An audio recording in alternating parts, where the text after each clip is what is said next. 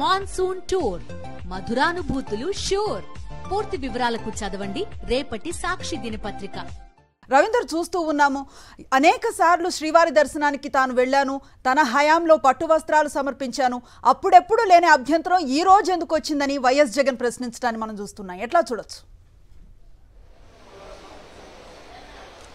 ఖచ్చితంగా అనవసరం, ఇదంతా కూడా చంద్రబాబు చేస్తున్నటువంటి క్షుద్ర రాజకీయంలో భాగంగానే జరుగుతుందనేది చాలా స్పష్టంగా అర్థమవుతుంది. ఆల్రెడీ ఇప్పటికే రాష్ట్ర వ్యాప్తంగానే కాదు, దేశవ్యాప్తంగా ప్రజలందరూ కూడా ఇప్పటికే చంద్రబాబు నైజాన్ని కూడా గ్రహించిన పరిస్థితి. గడిచిన వారం రోజులుగా జరుగుతున్న రాజకీయ పరిణామాలు అన్నింటినీ చూసిన తర్వాత చాలా స్పష్టంగా చంద్రబాబు చేస్తున్నటువంటి వ్యవహార శైలి గురించి అందరూ తెలిసిందే. కొద్దిసేపు క్రితమే వైఎస్ఆర్ కాంగ్రెస్ పార్టీ అధినేత జగన్ కూడా చాలా స్పష్టంగా ఇదే అంశాల గురించి ప్రస్తావించారు.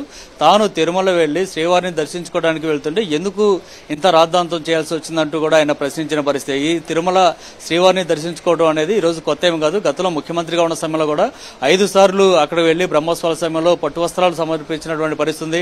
నేనే కాదు, గతంలో తన తండ్రి రాజశేఖర రెడ్డి సీఎంగా ఉన్న సమయంలో కూడా ఆయన కూడా వెళ్లిన పరిస్థితిని జగన్ గుర్తు చేశారు. అదే కాదు, అంతకు ముందు కూడా అనేక మార్లు తిరుమల వెళ్లినటువంటి పరిస్థితిని కూడా జగన్ గుర్తు చేస్తూ పాదయాత్ర పూర్తయిన తర్వాత నేను నేరుగా ఇంటికి వెళ్ళలేదు, వచ్చి ఇక్కడ తిరుమల నుంచి అలిపిరి నుంచి కొండ మీద వరకు నడుచుకుంటూ వెళ్లి స్వామివారిని అక్కడ చూసిన పరిస్థితి ఉంది. అట్లాంటి దర్శనం చేసుకున్నటువంటి నా మీద ఎందుకు ఈ విధంగా చేస్తున్నారు, కేవలం క్షుద్ర రాజకీయంలో భాగంగానే ఇదంతా చేస్తున్నారంటూ వైఎస్ జగన్ తన ఆవేదన కూడా వ్యక్తం చేసిన పరిస్థితి ఉంది. ఎందుకంటే గతంలో ఎప్పుడు కూడా ఈ తరహా కులాలపరమైన రాజకీయాలు చాలా కాలంగా చంద్రబాబు చేస్తున్నారు అనేది మనం చూస్తున్నాం. కానీ ఇప్పుడు మతపరంగా కూడా ఈ విధంగా చేస్తూ మొత్తం ఒక రాష్ట్రంలో ఉద్రిక్త వాతావరణాన్ని క్రియేట్ చేయడం అనేది మాత్రం చాలా దారుణమైన పరిస్థితి అనేది ఇప్పటికే అందరూ చెప్తారన్నమాట. మరోవైపు జగన్ ఇక్కడికి రాబోతున్నారని తెలిసిన తర్వాత ముఖ్యంగా బీజేపీ సంబంధించినటువంటి నాయకులు ఈ చుట్టుపక్కల అంటే ఇటు తమిళనాడు కానీ కర్ణాటకకు సంబంధించినటువంటి ఇతర బీజేపీ నాయకులు కార్యకర్తలను కూడా ఇక్కడ రప్పించి జగన్ మీద దాడి చేసేందుకు కూడా ప్రయత్నం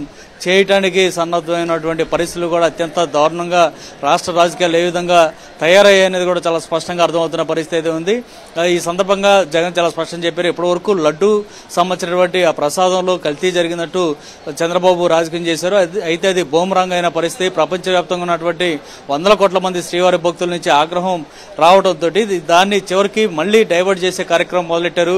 తన డిక్లరేషన్, తన మతానికి సంబంధించి డిక్లరేషన్ ఇవ్వాలంటూ కొత్త రాజకీయాన్ని చంద్రబాబు తెరదీశారు అంటూ కూడా ఆయన చెప్పిన పరిస్థితి. అంటే డిక్లరేషన్ సంబంధించి తన మతం ఏంటనేది అందరికీ తెలుసు, తన కులం ఏంటో మతం ఏంటో రాష్ట్రంలోనే కాదు దేశంలోనే అందరికీ తెలుసు. కానీ ఇప్పుడు మళ్ళీ డిక్లరేషన్ గురించి కొత్తగా ప్రస్తావించాల్సిన అవసరం ఉందంటూ ఆయన చెప్తూనే తన మతం మానవత్వం అంటూ చాలా స్పష్టంగా చేసిన పరిస్థితి. అయితే తాను ఇంట్లో బైబిల్ చదివినప్పుడు కూడా బయటికి వెళ్తే ఖచ్చితంగా అన్ని మతాలను గౌరవిస్తాను, అన్ని ఆలయాలకు వెళ్తాను, అక్కడ పూజాది కార్యక్రమాలు చేస్తానంటూ అటు ఆ మసీదులకు వెళ్లిన సందర్భాలు కానీ అట్లాగే చర్చలకు వెళ్ళినటువంటి సందర్భాలు, సిక్కులకు సంబంధించినటువంటి కార్యక్రమాల్లో పాల్గొన్నటువంటి వైనాన్ని కూడా ఆయన గుర్తు చేసిన పరిస్థితి. అంటే ఇంత జరుగుతున్న పరిస్థితి రాష్ట్ర వ్యాప్తంగా ప్రజలందరికీ తెలిసినప్పుడు కూడా కేవలం తన క్షుద్ర రాజకీయాల కోసం చంద్రబాబు చేసినటువంటి వ్యవహారాన్ని మాత్రం జీర్ణించుకోలేనటువంటి పరిస్థితి ఉందంటూ కూడా జగన్ చెప్పారు. తాను తిరుమలకు వెళ్లబోతున్నారన్న కారణంతో ఇక్కడ రాయలసీమలో ఉన్నటువంటి అనేక ప్రాంతాల సంబంధించినటువంటి వైఎస్ఆర్ కాంగ్రెస్ పార్టీ నాయకు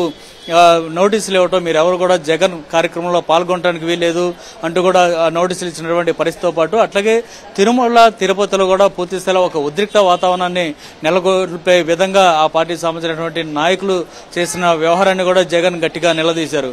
ఎందుకంటే ఇప్పటివరకు లేనిది 30 సెక్షన్ తిరుపతిలో అట్లాగే తిరుమలలో అమలు చేయడం అనేది ఎందుకు అంత చేయాల్సిన పరిస్థితి? నన్ను తిరుమలకు శ్రీవారిని దర్శనానికి వెళ్ళనీయకపోతే ఎందుకు ఎట్లా వెళ్ళనీయకుండా చేయాలనుకుంటున్నారనేది కూడా ఆయన స్పష్టంగా ప్రశ్నించారు. అయితే రేపు జరగబోతున్నటువంటి కార్యక్రమాన్ని మాత్రం ఖచ్చితంగా యథావిధిగా జరగబోతున్నట్టు కూడా జగన్ చాలా స్పష్టంగా చెప్పారు. తన కేడర్కి సంబంధించి మరొకసారి కూడా పిలుపునిచ్చారు. చంద్రబాబు చేసినటువంటి క్షుద్ర రాజకీయాలు అట్లాగే ఈ లడ్డు వ్యవహారానికి సంబంధించి చేసినటువంటి పాపపు పనులు సంబంధించి మాత్రం ఆ ప్రభావం ఖచ్చితంగా చేసినటువంటి చంద్రబాబుకే పడాలి తప్ప రాష్ట్రం మీద రాష్ట్ర ప్రజల మీద ఆ ఎఫెక్ట్ అనేది పడకూడదు. రాష్ట్రాన్ని కాపాడాలి, ప్రజలను కాపాడాలి.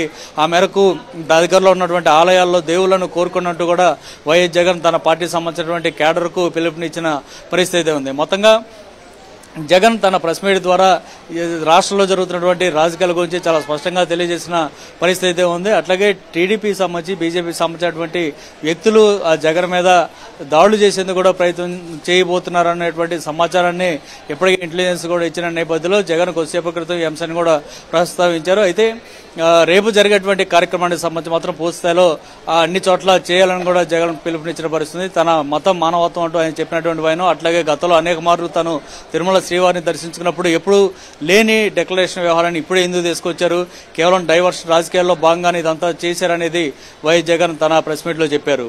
Right, thank you Ravinder. మొత్తం మీద రాష్ట్రంలో జరుగుతున్న డైవర్షన్ పాలిటిక్స్ ను ఎండగడుతూ వైఎస్ జగన్ ప్రెస్ మీట్ కొనసాగిందని చెప్పొచ్చు.